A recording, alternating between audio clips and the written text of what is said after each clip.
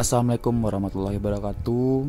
Nah, pada kesempatan kali ini saya ingin berbagi cerita tentang pengalaman saya saat pertama kali mendaki di Gunung Singgalang pada tanggal 19 Juni tahun 2020. Saya waktu itu baru selesai sholat Jumat, diajak oleh teman saya untuk mendaki yang awalnya tujuan kita adalah ke Gunung Talang.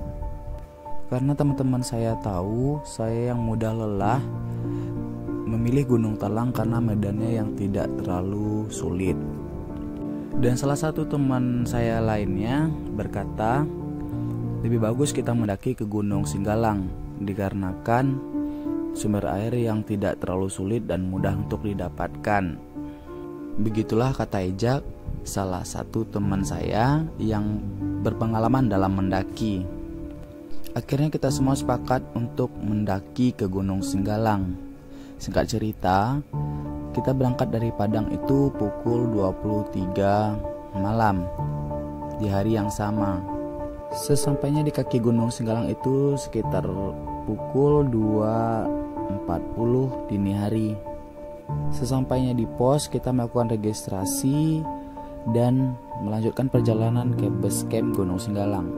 Setelah sampai di base camp, saya melihat di sekitar dan mata saya tertuju pada dekat tower.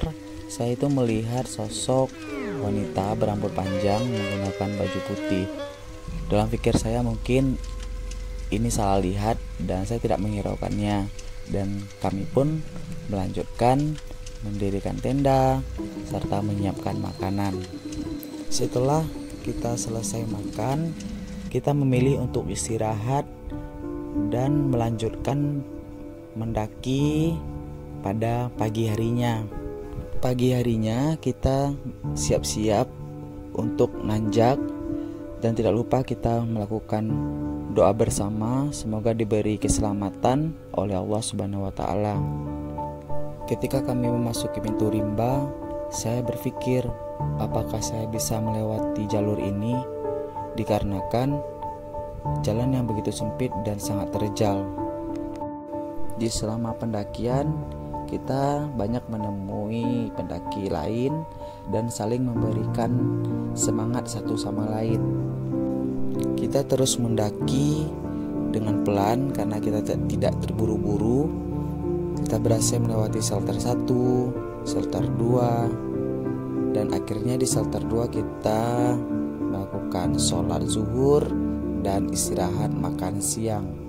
Setelah merasa cukup untuk istirahat, kita semua melanjutkan pendakian dan pada akhirnya kita sampai di shelter 3. Saya yang pemula dalam mendaki merasa sangat lelah dan yang lainnya selalu menyemangati saya dan berkata bahwa cadas itu sudah dekat.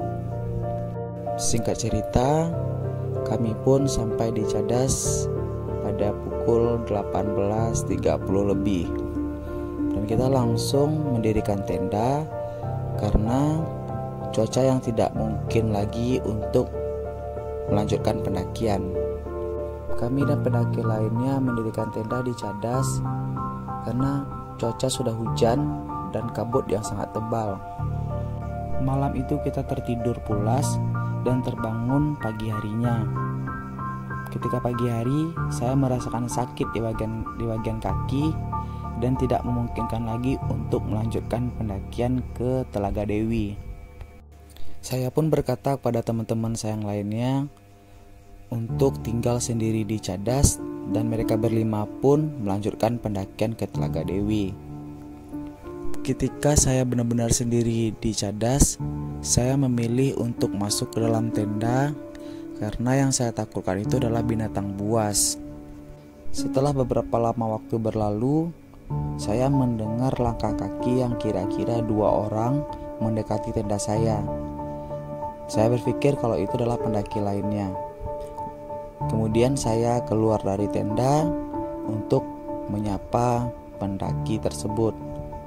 Tetapi saya tidak menemukan pendaki lainnya dan rasa takut pun mulai datang.